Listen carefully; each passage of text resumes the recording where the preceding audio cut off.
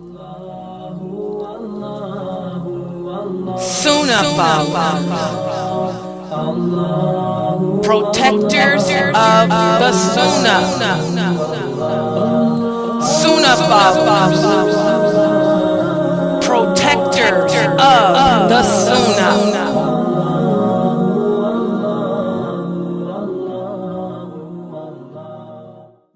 Inna alhamdulillah wa salat wa salam ala wa rasulullah.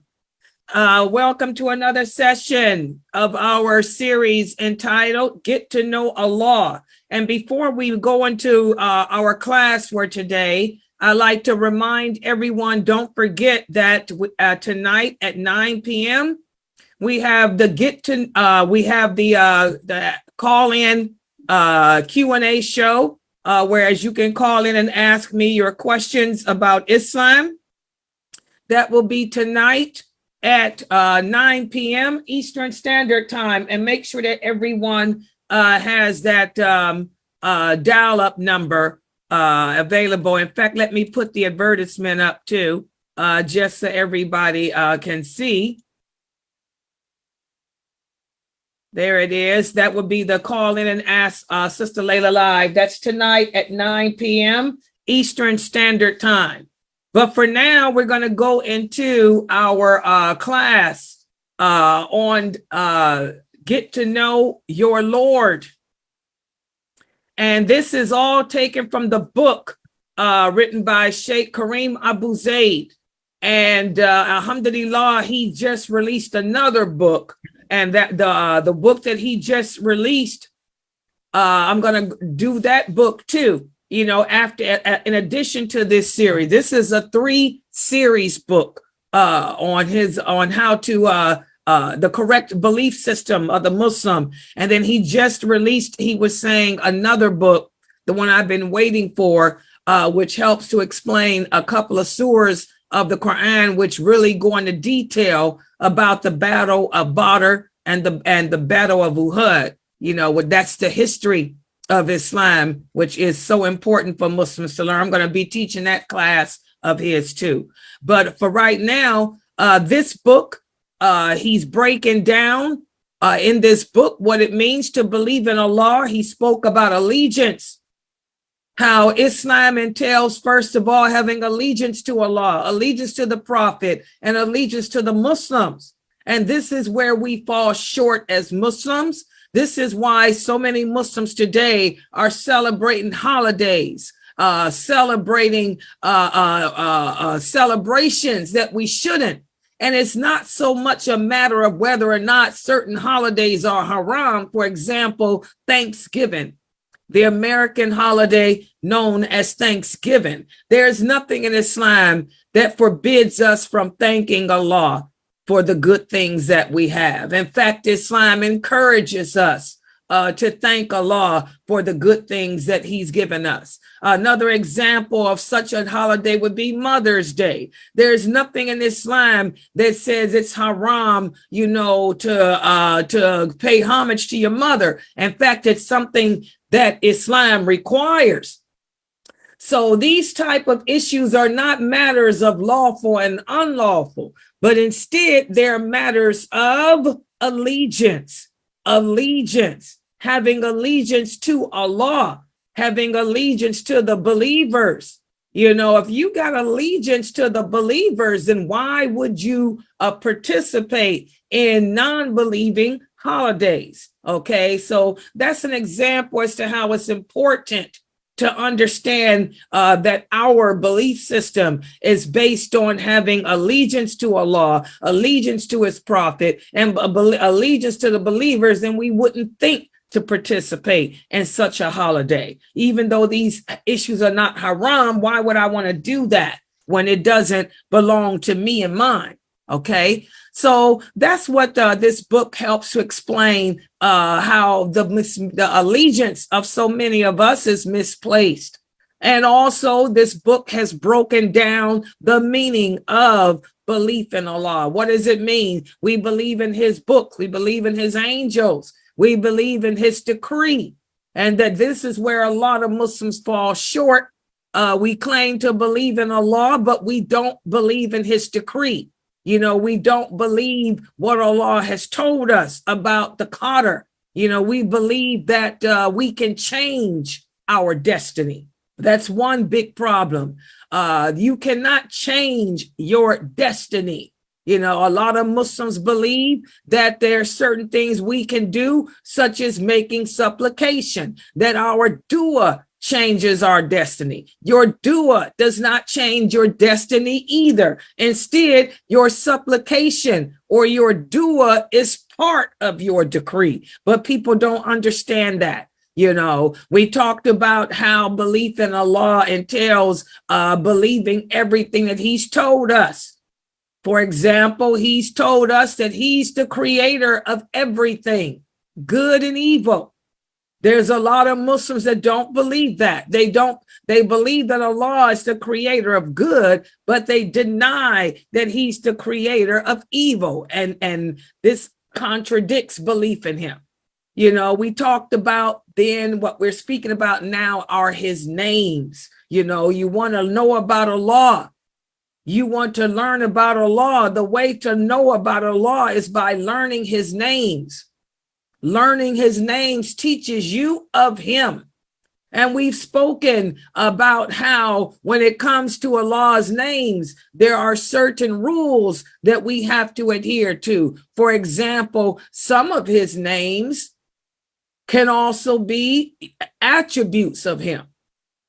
But it's not the same in regards to his attributes. An attribute cannot be taken as a name unless he gave it to himself. And this is where we fall short as Muslims. And we gave examples of that. For example, how Allah has different attributes. Some of his attributes deal with show his actions, help describe his actions. And some of his attributes describe himself. My question to you today is, who can give me some examples of attributes that Allah uses to describe himself? Anyone, take the mic.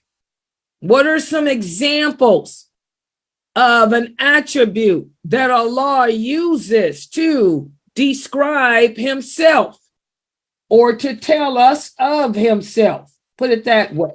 Anyone? And let's see, for those of you on YouTube and social media, type your answers too. For people on Facebook, go ahead. On Zoom, go ahead, Lucy. Ar-Rahman Ar-Rahim. What about that?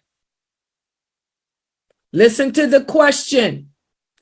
Give me an example of an attribute that Allah uses to describe himself. That's the question. What the Ar-Rahman Ar-Rahim is describing how he's merciful and to us. Okay. She's saying, okay, so what is the attribute?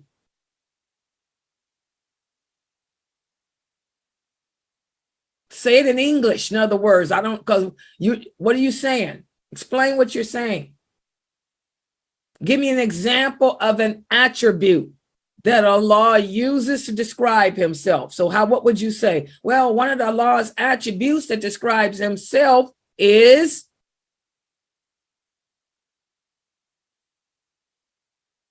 what? Lucy?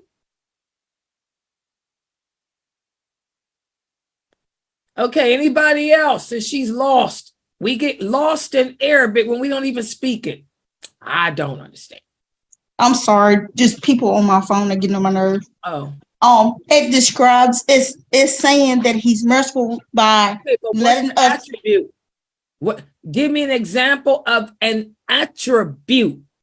What's the attribute you're using of Allah that describes him?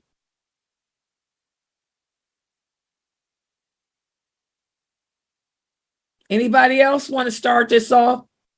She's confused. So, Sister Layla, can I try as far as Allah's attributes, as far as in the most loving? So Allah is loving, he's the most, so that's an attribute because Allah is loving. Okay. Now, do you hear how she answered the question, Lucy? I want an attribute that describes, that Allah used to describe himself. Her attribute is loving. Loving is an attribute of Allah. Loving is an adjective, which is an attribute of Allah. Allah is the most loving.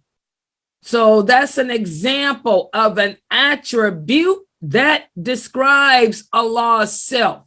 Who can give me another example of an attribute? And attributes are adjectives in the English language. Give me another example of an attribute that Allah uses to describe himself. Go ahead, Zarina. Allah says that he has no one like him. There's no one like him. And so he is unique. He is one. You're basically using a name. Okay, listen to the question. I want an attribute, not a name of Allah. See, you just gave me one of Allah's names. I want an attribute that Allah uses to describe himself, like loving. Allah loves. Love is an attribute. It's not a name of Allah. It's an attribute that describes Allah. Who can give me another attribute that describes Allah's self, not a name? Go ahead, Fardowsa. I'm actually answering instead of my mom. Okay, go ahead, Hamza. He's the most merciful. Okay, so the attribute that you're using is what? Mercy. That's what Lucy was trying to say. Lucy and Hamza, the attribute is mercy. Mercy is not only a name of Allah, but it is also an attribute that describes himself. So if you're going to use that and I say, what's the attribute, you would say mercy. You got it now? Good job, Hamza. You got it, Lucy? So your answer should have been mercy. Otherwise, you were doing like Zarina, using a name. I don't want a name of Allah. I want an attribute that describes Allah's self. Love is an attribute that describes the essence of Allah. Mercy is an attribute that describes the essence of Allah. Who can give me another one? Okay, hold on. Here's a good one on Facebook from Sister Sarah. Sarah said, not in need of sleep, never becomes tired. Good job, Sarah. That is an attribute that describes the essence of Allah, the one who never is in need of sleep, sleepless. I would say sleepless. That's an adjective or an attribute that describes the nature of Allah. Good job, Sarah. Who can give me another example of an attribute? And do you guys see why, as Muslims, you can be Muslim for 1,000,000 years and still your Aqidah is not correct because you don't understand these names and attributes. That's why we will never get tired of teaching this. That's why all of my Tawheed classes are going to focus on this, because you guys can never get it until you get it right. Okay, Samira, give me another example of an attribute that describes the nature. Because remember, we said attributes fall in two categories.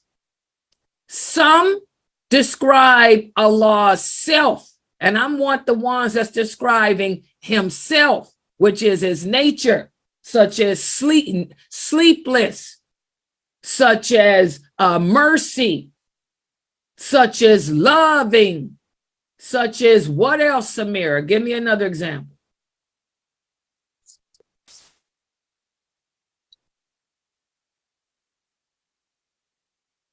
Samira, we can't hear you.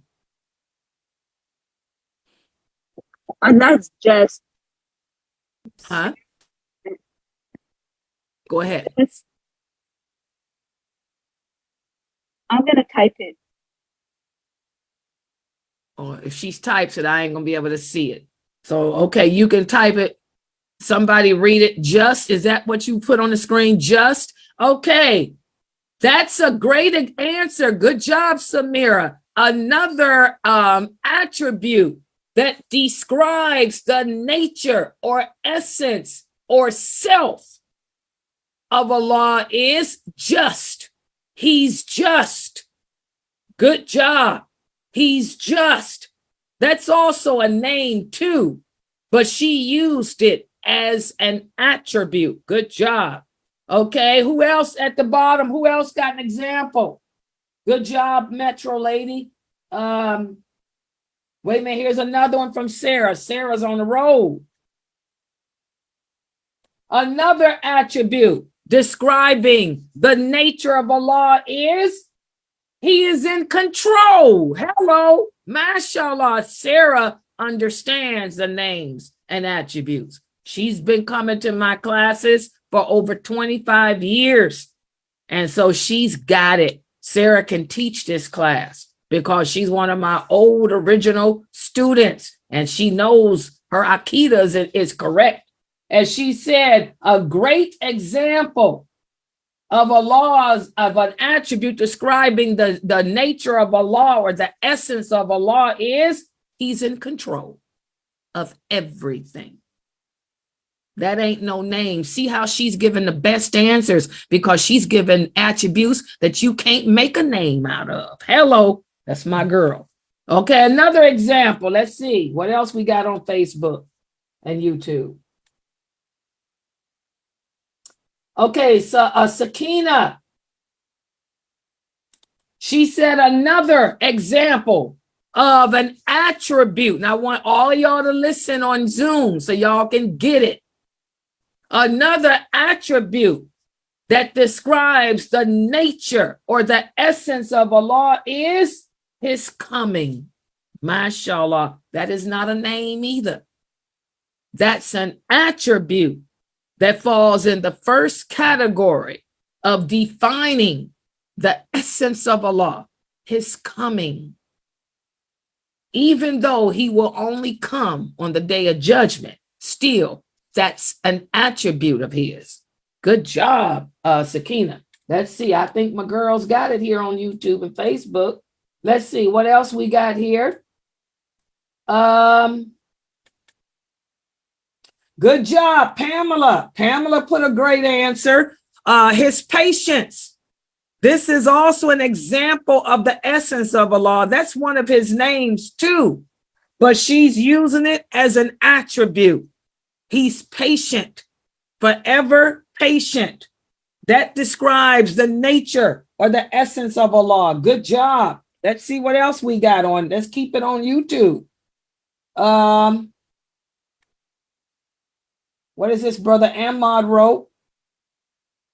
Brother Ahmad, that's really, you're really giving me his names. I don't want to, even though you're right, his seeing. The fact that Allah can see. What I would word that is by saying, because you're wording it as a name, Allah can see.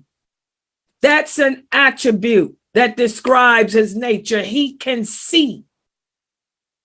Good job. He can see. What else? The other answer you gave is a name. I want an attribute.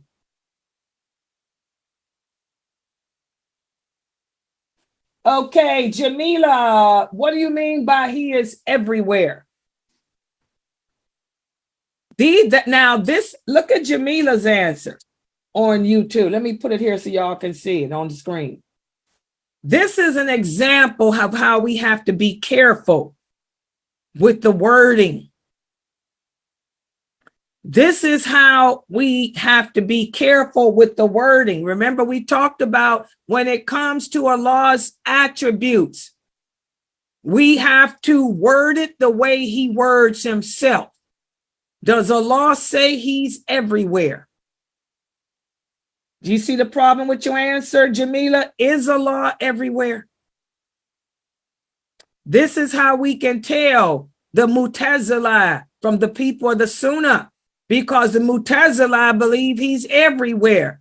Some famous speakers that you guys know of were exposed through this concept when they were asked to give an attribute describing the nature of Allah. They said he's everywhere. That's how we knew these people were not scholars, because a scholar would never say that. That is not how he describes himself. So this is one example. Thank you for that answer, even though your answer is wrong. Thank you for that answer, Jamila, because this is something, a great example of how we have to be careful when it comes to his attributes. They must be described as he uses them. We use them as he never says he's everywhere. There is nothing from the Quran nor the Sunnah where Allah says he's everywhere. So that's wrong. Let's see, what else? Any other examples? Let's see, Zarina. Can you say? Oh, yeah, let's go to the people that ain't answered yet. Who was that that got on the mic without raising their hand? Big Mouth Shamsa. Go ahead, Shamsa. I'm sorry. I was saying he is the all-knowing. Is that a name or an attribute? Oh, that's the name. Well, I guess I can say no. Okay, I want an attribute describing the nature or the essence or the self of Allah. Who is the other person that got on the mic? Go ahead again, or that other person. Zarina, That go was ahead. me. Oh, I'm sorry. Go ahead, Mina. I was saying often forgiving. Like he forgives. That would be an attribute because he forgives Okay, your yeah. sins. But don't Would that put be considered? often in it, because if you say Okay. often, what are you doing? Okay, so to say often, especially, he does But sometimes. that's an example of how some of the names are attributes too. But I want y'all to get away from the names. Okay. And I want you people on Zoom to do what Sarah and Sakina and and Metro Lady and them are doing on Facebook. They're giving attributes that you cannot ascribe as a name. I want y'all to think outside the box. Y'all, a lot of y'all were born Muslims, been Muslims all your lives. Y'all got to think outside the box. Don't give convert answers. Do like Sarah and them, outside the box. Okay, go ahead, Sabrine. You got one? Go ahead.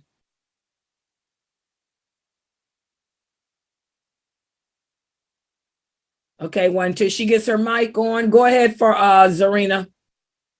Allah is not, he was not reproduced.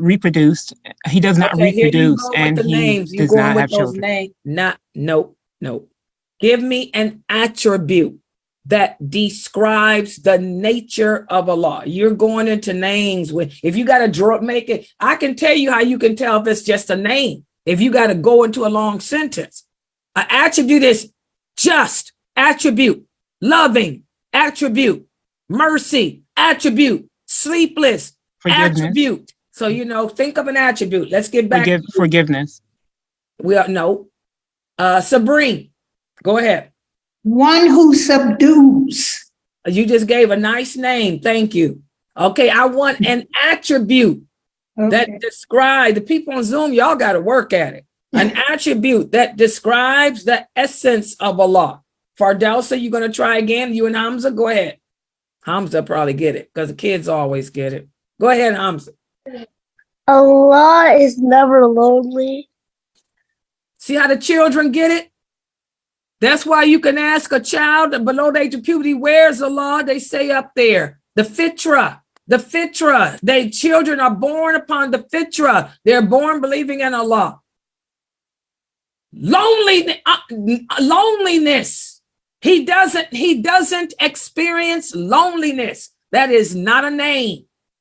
The rest of y'all got to think like that, outside the box. An attribute, perfect, Hamza, an attribute describing the nature of Allah is he never gets lonely. Unless it's a sentence like that, Zarina, don't waste your time. Okay. I said he doesn't reproduce like children. That's what he says about himself in the But Quran. that's not really something Okay. that, no. He Okay. has to also be something that he says of himself. Yeah, and Surah Ikhlas says he does not Okay, well, I beget, want you nor to was do he better. begotten. I want you to do better. That's too much. You getting too much on the names. If you can go to Surah Ikhlas, that means it's a name. That's how we determine his names from those surahs. I want an attribute. I want you to think outside the box like that child did. Something that nobody can confuse as being a name. Anybody else?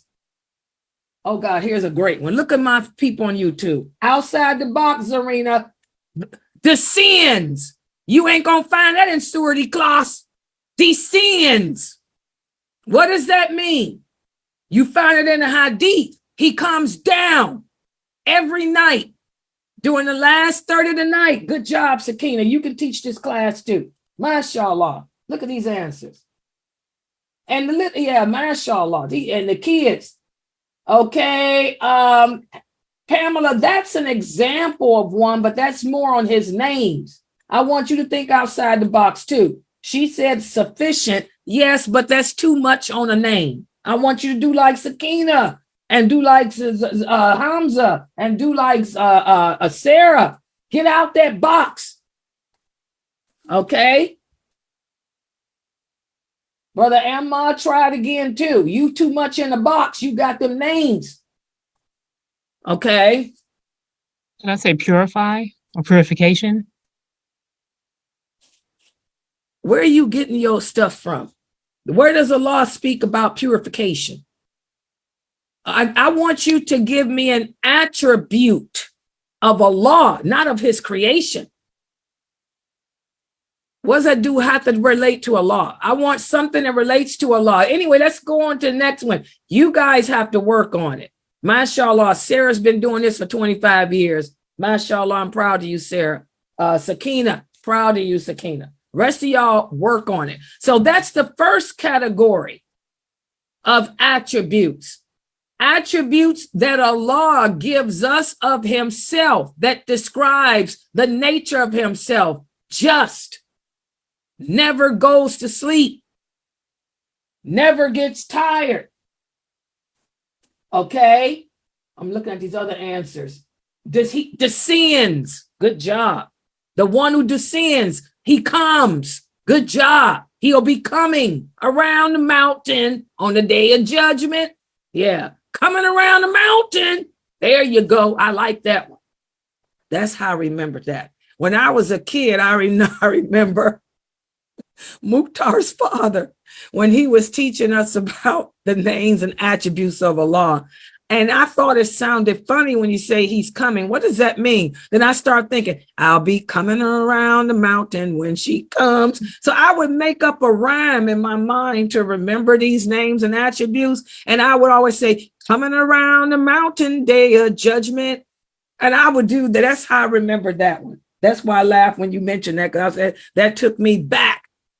Okay, what about that now? Can you say that Allah is majestic, Mamina? Yeah, we can say that. But is that an attribute or is that a name? The reason why I said that is because like Allah is more powerful. So yeah, but I that want to would know, be is an that a attribute. name or an attribute? That Name. is one of Allah's biggest names. He's the majestic. I don't want a name. I want Okay. attributes. Okay. Some of his names are attributes, but I don't want y'all to give me names. I wanted y'all to give me attributes, not names. Yeah, I thought that was A an lot of attribute. his names are attributes. And we talked about that the other day. A lot of Allah's names are attributes. but he also has attributes that are not names, that we cannot use as a name. That's what the Muslims don't get. Y'all got to be able to break down and tell me attributes like these sisters did on YouTube. Attributes that can never be used as a name. That's what I want from y'all. Y'all took the easy way. I want the hard way. Okay, then that's the first type of attributes. The second category of attributes are attributes that do what, guys? The first category are attributes that describes the essence of Allah. What's the second category? Anybody remember? My Sarah does.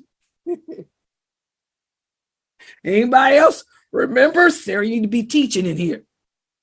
The second category of attributes are attributes that describe his actions. Remember that yesterday? Attributes. Pay attention, slow people on Zoom. I want attributes, not names. Attributes that describe the actions of Allah, which is the second category of attributes. Who's going to start us off? Attribute. Give me an attribute that describes the actions. Y'all know what an action is? Something that you do. The actions of Allah. Here goes Zarina again.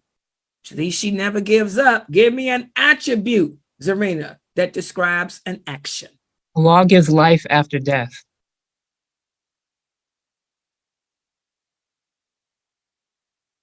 Yeah, that's good. That's really good. It's not outside the box, but that's good. Okay, let's start it off with that easy one. An example of an action that Allah does. Allah does give life after death. And I'm glad she put it that way. She didn't say give life. She said life after death. Hello. That makes it good, Zarina. Good job. Okay, good job. What's another example of an attribute like she just gave that describes one of Allah's actions like she just did? He gives life after death. What's another one? I thought that was an answer. Shows I can't see. What's another one? Come on, people. Can't see her screen. Let me put this up on the thing so I can read what she's writing. She said, okay, good job, Pamela.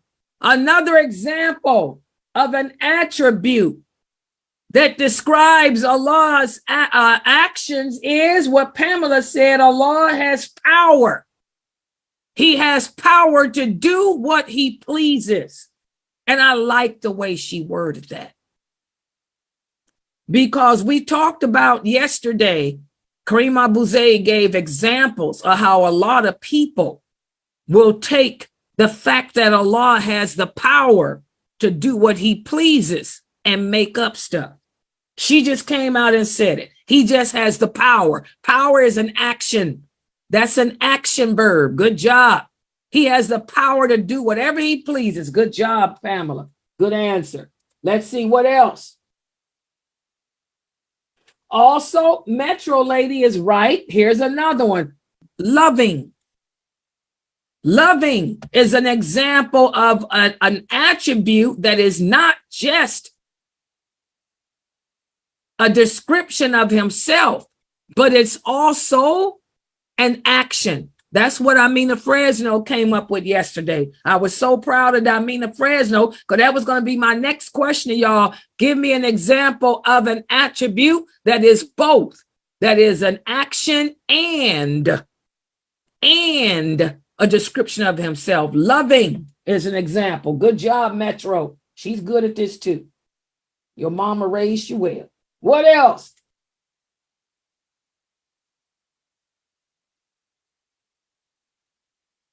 Commands. Good job.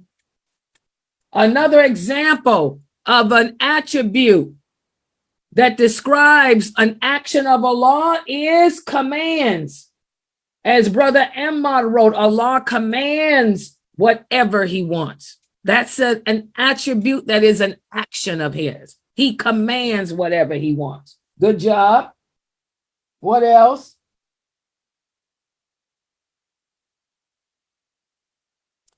Okay, is that a name? Norto said the restorer. Is that a name or is that an attribute, Norto?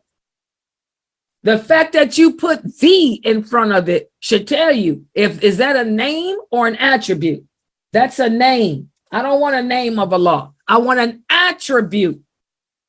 Or if you're going to use a name, use it in the form of an attribute. Okay. Let's see. Sabrine, you got an answer? Go ahead. Oh, you just got your hand up. Okay.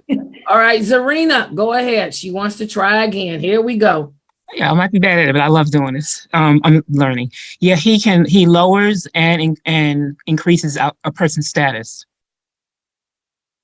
Okay. That's a good example of an attribute of action.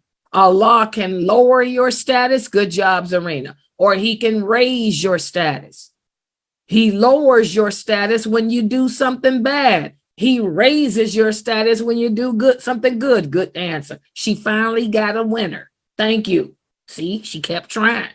You're welcome. Okay. Sister Shamsa, give me an example of an attribute that describes Allah's action. I'll try again. Allah tests us in any way he wants. For example, like whether it was in our health or. No, I just want to know an attribute. Oh. I don't want examples of anything. So what's your attribute? I was saying he tests us. Okay, great. That's great. That's all you say. That's it. That's an attribute. Exactly. Allah will test us. That's a very good attribute because that's definitely outside the box because you can we refer to Allah as being the tester? Because that's going to be my second question. Examples as to how people will take an attribute and try to make a name out of it. We cannot refer to Allah as being the tester. That's not a name that he made up of himself, but it's an attribute of his. That's a good answer, Shamsa. That's an attribute of his because he tests us all the time, but we can't call him the tester. Just like he can plot and plan, but we don't call him the plotter or the planner. Good job, Shamsa. That was your best answer. What else? Norto said, what about this, guys? What do you think of this, Serena, and the rest of y'all? Is this an answer? Norto said an example of an attribute of action. Allah prevents things from happening. Is that a great example of an attribute of action? Prevents things from happening. Yes, I think so. Yeah, good job, Norto. That's a good one. Exactly. That's an action. And it also describes something about Allah. He does prevent things from happening. So I think you guys, let's see, what's another answer? Here's another one. Good job, Fame. She said another example would be Allah can degrade and humiliate. That means raise a person up and lower him down. Good job. Good job, though. That's an attribute too. Good job. So I think you guys got it. So you see, this book of Sheikh Kareem Abu Zayd's, some of the wording, I wish Amina Fresno was here, because this would have been a great way of her testing. I think she got it though, because she came up with these answers yesterday. But he was kind of wordy in this chapter of the book. But he was wordy just to make sure that the reader understands the difference between an attribute of selfhood. He used the word selfhood. I would use a different word. I would say the essence or the nature of himself. Okay. And then there's attributes of action, which show what he does. MashaAllah. I think you guys got it. So I think you guys got it. Kalila, would plans be too? Say what? About plans. Yeah, we talked about that. Yeah, but that he's the best of planners, the best of plotters, but we don't refer to him with those names. Good job. Yes, I think you guys got it. So that's what this chapter is about. To be honest, he could have made just one chapter of this. Okay. He's speaking about the different mistakes that we make, when it comes to Allah's names and attributes. He's got attributes that describe himself, his essence, and he's got attributes that describe his actions. And there are some attributes that fall in the category of both, like love, like hate. None of y'all use the attribute of hate. And I every time I teach this class, I never get people, I don't know why Muslims are afraid to use the word hate, because that sure would have been my first answer. That's an attribute, because love is a part of faith and so is hate. Allah hates everything that he made haram. Whatever he made lawful, he hates it. That's why we have to be careful using the word haram, because when you use the word haram, you're saying Allah hates something. If you're going to tell me it's haram for me to have on lipstick, you're saying that Allah hates lipstick. Where's the evidence? Okay, so we have to be careful using that word haram. If you tell me that I cannot wear colors, you're saying that Allah hates colors when he's the creator of colors. For those of you who don't know, they're the angels of the throne. They are of different colors. They glorify Allah night and day in languages not even known to man. And they are of different colors. Allah loves colors. So we have to be careful using that word haram. The color I have on today. What do you guys think? Just look at the way I'm dressed today. And by the way y'all see me dressed, this is how Aisha used to dress. This is how Salama dressed. What I have on today is known by the Arabic women as a shift.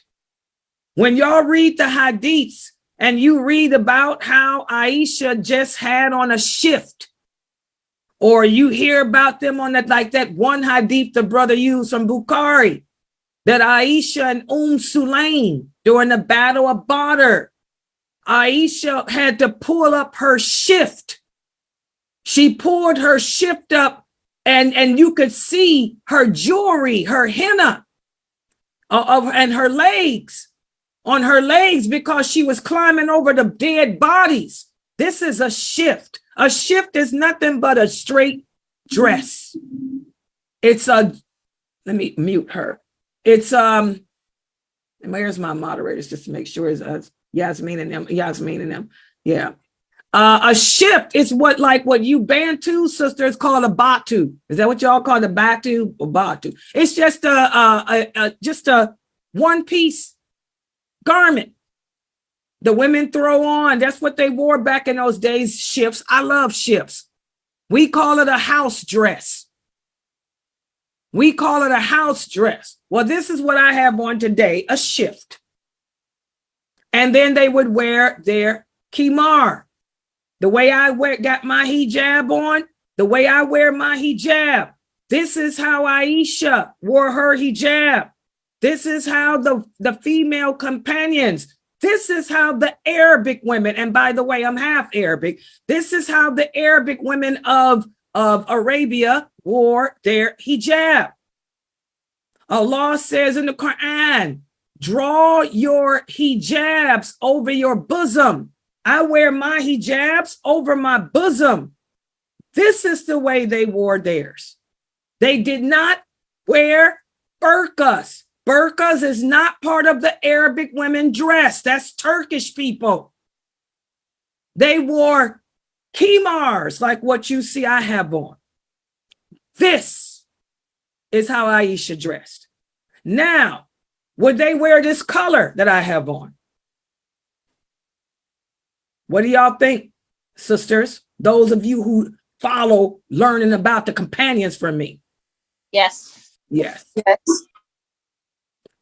Now, remember, they wore dark colors only when? When did the women wear dark colors? Atiyah, that's her hadith too. Morning. When they were Mourning. mourning. Now, this may be considered a dark color. Now, is this something that Aisha or Salama or any of the female companions would wear on a regular day? No. What did the rest of y'all think? Because some people may think gray is dark.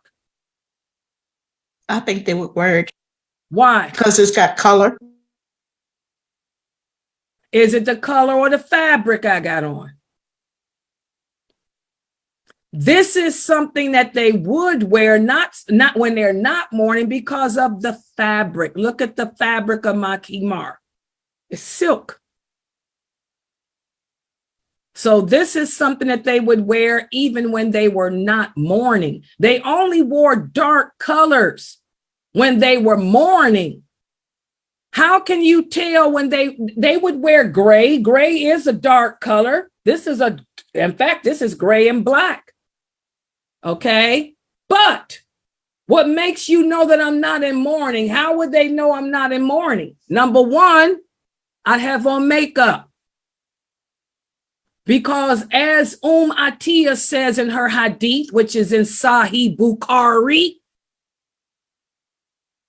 we only wore dark colors when we were mourning, and we would never wear the makeup. They would take off their makeup. Yes, the prophet's wives wore makeup. All the female women on earth wore makeup. Women been married wearing makeup since God made Eve, not Steve. If you brothers would get out of the back trying to be Steve, then you wouldn't have a problem accepting Eve. Hello.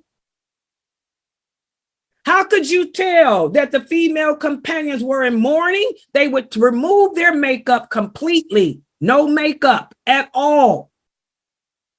And they would wear dark colors, and they would wear fabrics that were not fine. The Arabic word, as Dr. Aslam said, is fine.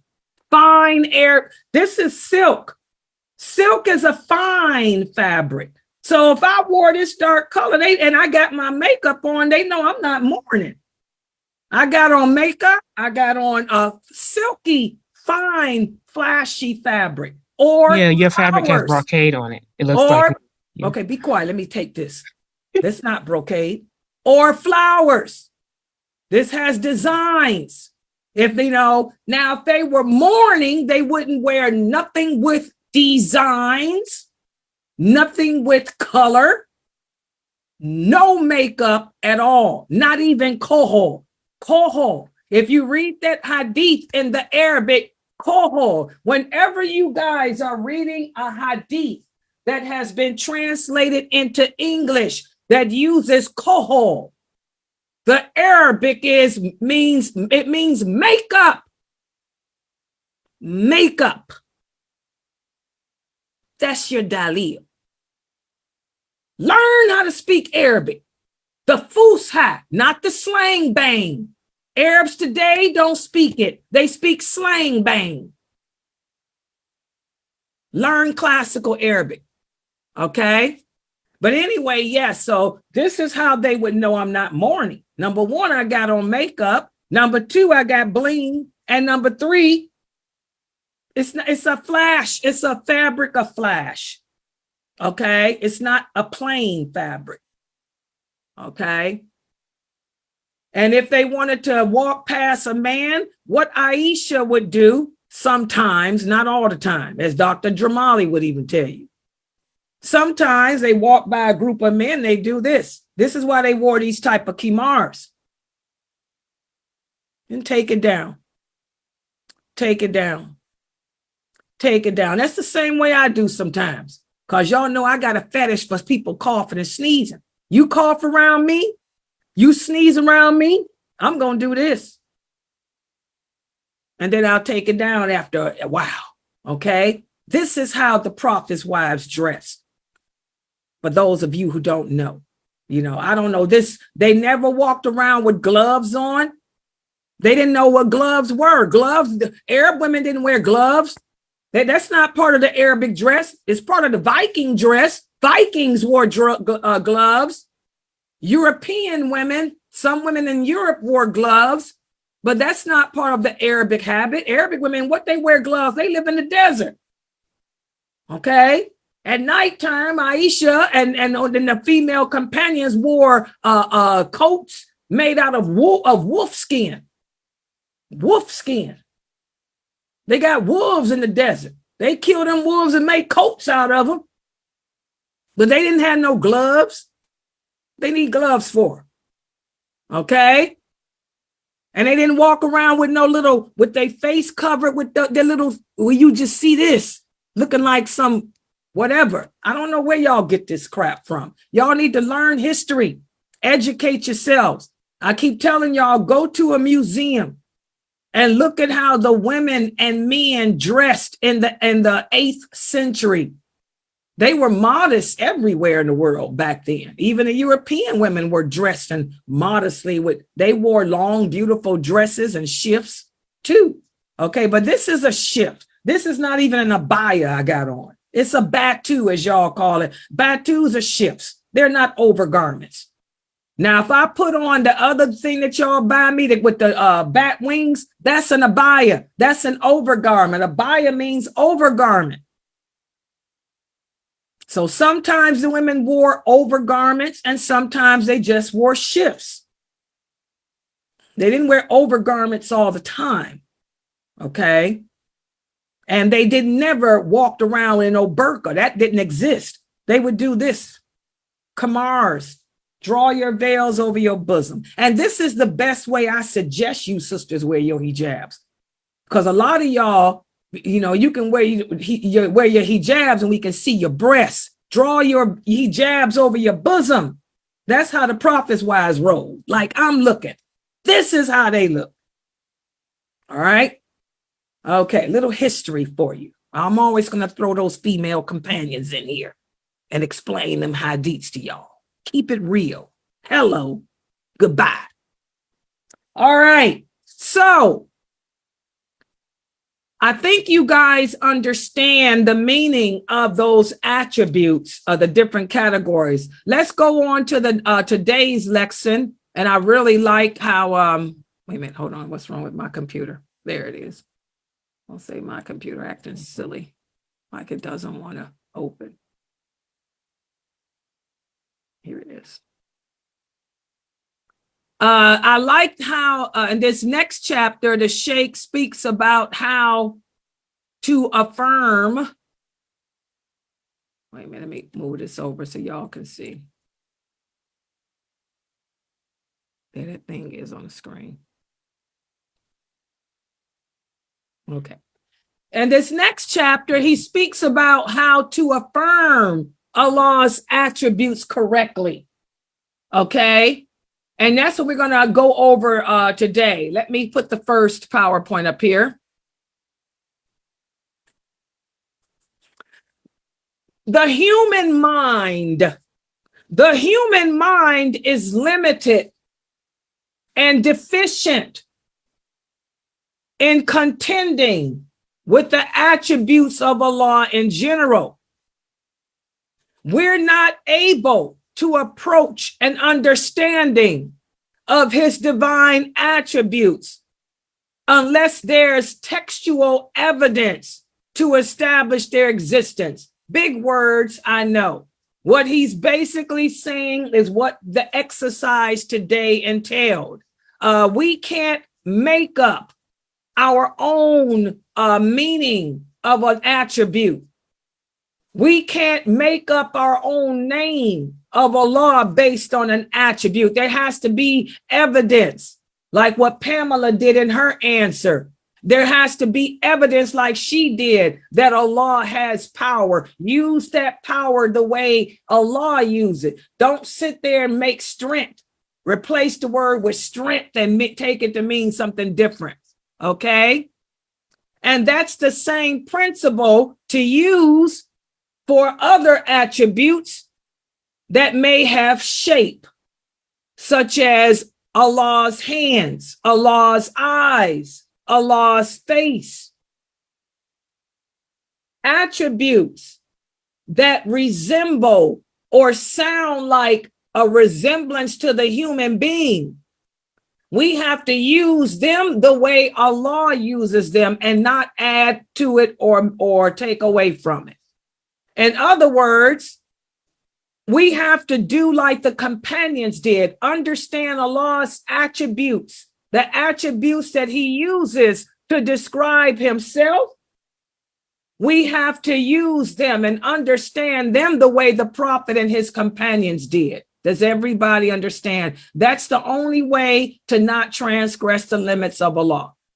What did the companions say about Allah's hands? How did the companions understand Allah's eyes to be? Did the companions say that Allah is everywhere? That's why I said that's a good example of Rome that Jamila gave us. You know, did the companions understand that attribute to mean that he's everywhere? Okay. And so to keep us on the right path in understanding them, the scholars came up with 7 questions that if you use them will help to simplify your understanding of Allah's attributes the way the companions did. As Ibn Qayyim said, being unaware of the way leading to Allah, its difficulty and purpose can cause so many problems. So they've come up with this structured method of asking yourself 7 questions. And by asking these 7 questions, they in turn will help to establish a clear path to understanding the usage of Allah's attributes the way the prophet taught his companions. Okay? And that brings us to the first question. Why? Why is it important to affirm Allah's attributes? Well, every Muslim, it's our obligation to negate the attributes that Allah negated of himself in the Quran and the Hadith. If it's an attribute that Allah didn't apply to himself, then we don't apply it either. That's why it's important for us to know those attributes and use them correctly. Okay? So we identify evidence that will relate to it. Let's take the example that Jamila gave us today when she said Allah is everywhere. What evidence from the Quran, what clear evidence from the Hadith states that the Prophet said or Allah said that he's everywhere? And you will see that there is nothing in the Quran that says Allah is physically everywhere. There is no verse there. There is no hadith that says Allah is physically everywhere. Instead, we find verses that speaks about Allah's knowledge, that Allah has knowledge of everything. But that doesn't mean that Allah is everywhere. Allah tells us that he exists above his throne. He's above his throne. That's the evidence we find as to where Allah is physically. Physically, he is above the creation. Physically, he is above the throne.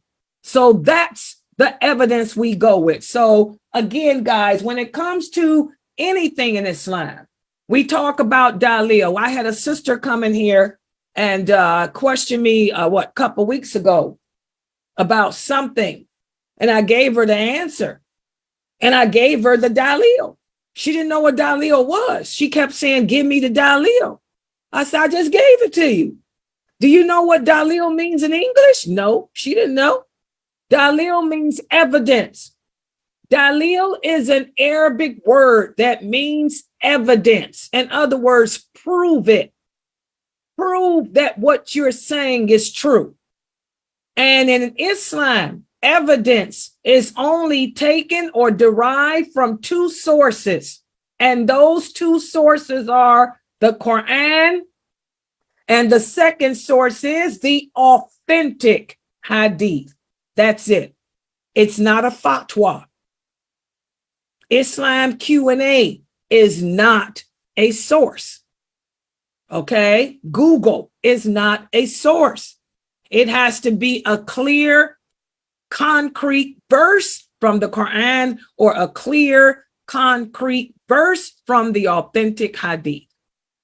And if there's a contradiction in understanding something, like, for example, how do we understand that Allah is not everywhere, but he has knowledge of all things? We use the understanding that the companions had. I'm not going to tell you what Imam so-and-so said. I'm going to tell you what Ibn Abbas said it means, what Ibn Masud said it means, what Ibn Umar, what Abu Bakr, what Umar, what Azubair, what Sa'id al-Khudri, what Aisha, Salama, Zainab, Atika, what they say, Atika, what they say. Okay? Because that's all that matters. Because Allah says no one understands this religion better than that first generation of Muslims. So this is why it's important to affirm Allah's attributes and to affirm them correctly. Okay?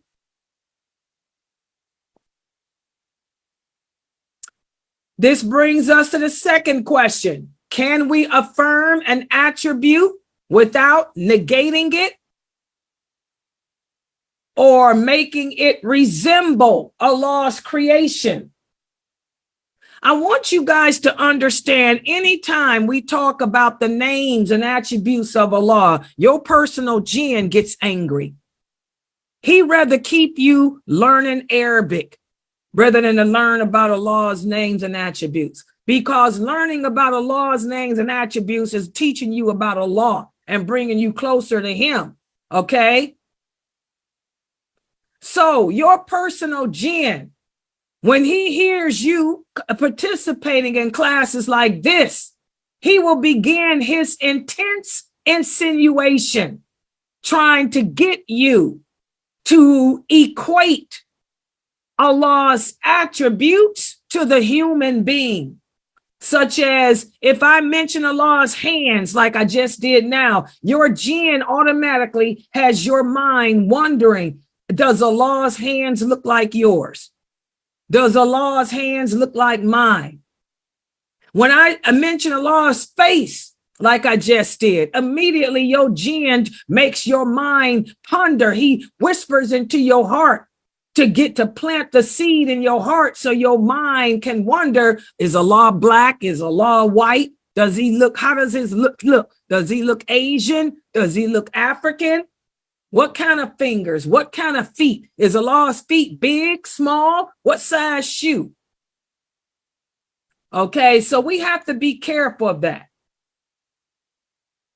And to answer those questions, you know, these attributes, the attributes that Allah says about himself, such as his hands, his face, his fingers, his shin, those attributes are attributes that we have no knowledge of. So we don't even participate in trying to describe them. For those Muslims who do engage in that type of argument, these are the Muslims that end up leaving outside of Islam. Remember, guys, your personal jinn will invite and incite you to try to place Allah on your level or yourself on his. He'll try to convince you. I remember one day I was teaching the names of Allah, and we were talking about, I did a class after, that's when I was teaching the class on how to pray. after the Tawheed class, I went into Kushua, you know, how important it is for us to develop Kushua or concentration during the prayer. And I remember I said, understand, try to imagine that you yourself as standing before Allah. Y'all remember when I was teaching that he's watching you and listening to everything that you say. When I did that, a brother asked, he said, but Sister Layla, I keep imagining that Allah looks like my father. I imagine him as my father. I mean, he said, my jinn makes me imagine that my father is standing in front of me. No, you don't want to do that, because you don't try to figure out, when we say imagine that you are standing in front of Allah, we mean in his presence. And I had to tell the brother, imagine that you are standing before a great light. That's all, because Allah is light. Imagine that you are standing the way we will be on a day of judgment. We will be standing in the presence of Allah. We will see nothing but light, this big light, this bright light. So I had to tell that brother, stop thinking about your father and your grandfather. No, you don't liken Allah to his creation. That's your jinn. Imagine that you are standing in the presence of a great, powerful light. That's it. Like this background of blue is nothing but light. That's it. Don't try to figure out how Allah looks, because he was trying to figure out how Allah looks. We don't do that. Don't liken him to his creation, but that comes from your personal jinn. So to escape the doubts and whispers produced by our jinn, you know, we have to fight that. We have to recall the fundamentals that we've talked about here about Allah's names, how Allah is nothing like his creation, nor is his creation anything like him. Okay? And again, everything must be based on evidence from the Quran and the authentic hadith. If it's not backed up by a verse from the Quran or a clear hadith, then we leave it. If there's no hadith describing, there is a hadith where the Prophet said Allah has two right hands, then you accept it. You don't sit there and try to figure out how those two right hands look. Just accept that he has two right hands. Because if you don't, you'll end up being just like the Jews and Christians. You'll be picking and choosing what parts of the book to believe in and what parts not to believe in. As Allah himself says, in the interpretation of meaning, do you believe in one part of the book and disbelieve in another? You believe that Allah has hands, but you disbelieve that both of his hands are right hands? Okay, so, you know, we have to fight Shaitan, our personal jinn, this way. Okay? And again, avoid resembling Allah to his creation and vice versa. Okay? Think of the following verses of the Quran. When you get thoughts to try to liken Allah to his creation, think about how Allah tells us in the interpretation of meaning, how there's nothing like Allah. He's the all-seeing, the all-knowing. So when you get these thoughts to try to imagine Allah as being looking like your father, you know, think about how there is nothing like Allah. And also how Allah says that he is eternal. He does not beget, nor is he begotten. There is no one or nothing equivalent to him. Think about those two verses, and that'll help to refute you, your personal jinn who's trying to get you to liken Allah to yourself or to another of his creation. Okay? If your jinn is trying to get you to liken Allah to an animal, think about how an animal is nothing, just like animals are nothing like us. How can we equate Allah to being like us or an animal? So this is something that we have to combat with our personal jinn. And the third thing, when it comes to an attribute of Allah, don't try to personally interpret it to mean what you want it to mean, because this is another way that your personal jinn will mislead you. He'll have you read the verses that Allah uses in the Quran to describe himself and get you to interpret it to mean what you want it to mean. We can't do that. Okay? And finally, avoid corrupt misinterpretation, because this is innovation. When you misinterpret Allah's attributes, you're not only innovating in the religion, but you're also changing the religion. You're also invalidating your belief in Allah. So you don't want to do that. As Allah says in the Quran, there are those amongst the Jews who pervert the original meanings of the words. They play with their tongues to form false concepts in regards to the religion, to mean that we hear and we disobey. You don't want to be like the Jews. You don't want to take the words of Allah and misinterpret them or pervert the meanings of them to something else. So that, in a nutshell, summarizes those next 5 pages of what Sheikh Kareem Abu Zaid was saying in this wonderful book of his. Okay? In other words, stick to the what's written in the Quran and the authentic hadith about Allah and his attributes. Don't add to them. Don't take away from them. Don't pervert the meaning of them. Don't try to figure it out on your own. Just accept what he says. He's got 2 right hands. He's got 2 right hands. He loves and he hates. A lot of Muslims have a problem with hate. They think hate is a bad thing. It's not. Allah tells us he hates. He hates everything that he made haram. And the thing he hates the most is for us to speak about him or this religion without knowledge. So we accept that he hates. His hatred is not like ours, just like his love is not like ours, but they're still attributes of his. So we accept what he says. We don't add to it. We don't take away from it. We don't try to figure it out.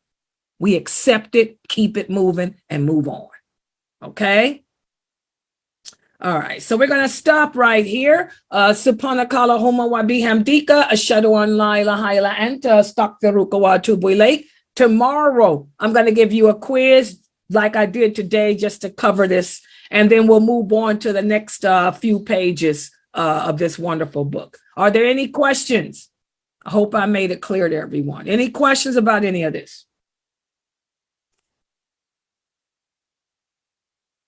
And just to let everybody know, don't forget that I have the Islam Q&A at 9 o'clock Eastern Standard Time. You'll be able to call in or come here on Zoom, Facebook, YouTube, Twitter, and ask your questions about Islam. And inshallah, I'll answer you. If I can't give you an answer, then I'll have Sheikh Morsi or Sheikh Atlee that on the phone to answer. Okay, any questions about any of this? Are we good? Everybody understands? Did I explain it and break down that part of the book? Pages 1. This was pages 171 to 175. 171 to 175. That was today's explanation. Any questions? Okay.